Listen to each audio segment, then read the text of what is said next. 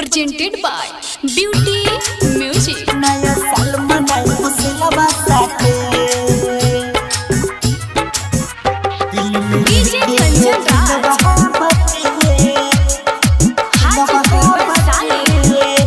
Cute recording studio Guruwalia बाजार कुशीनगर। नया साल मनाई खुशियाँ साथे नया साल मनाई अपना बाइक पर बैठाई।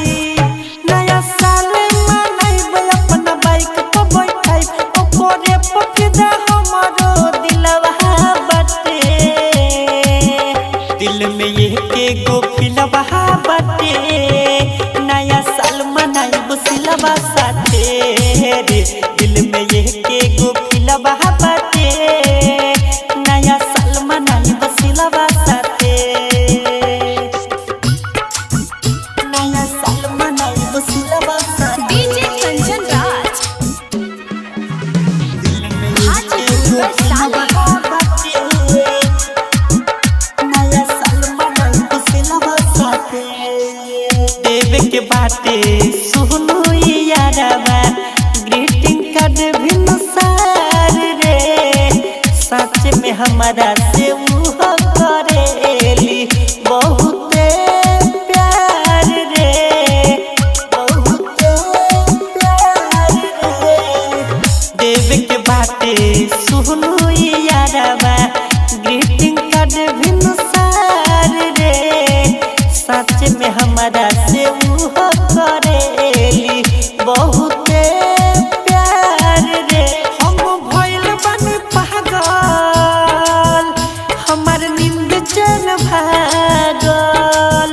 हम भइल बनी पागल हमार नींद चैन भागल। प्यारवा के नहीं कोटो तोरिलवा बाटे।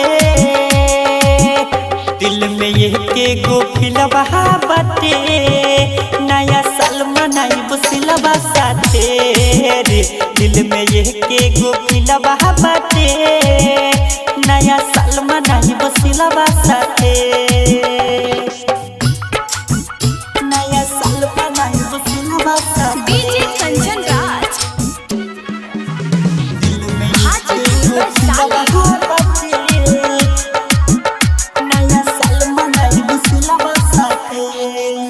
राइटर हर किस का हम बताई मान ली हमके भगवान रे। कोहली आलम अस्ताब तोहर चलते दे देव यहाँ पन जान रे दे देव यहाँ पन जान रे। राइटर हर किस का हम बताई मान ली हमके भगवान रे।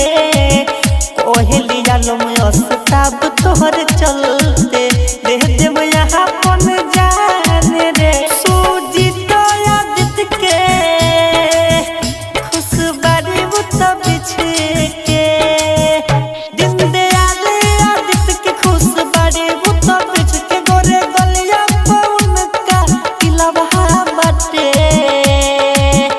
दिल में ये के गो फिलवा बाटे। नया साल मनाई बुसिलवा साथे रे दिल में ये के गो फिलवा बाटे। नया साल मनाई बुसिलवा साथे।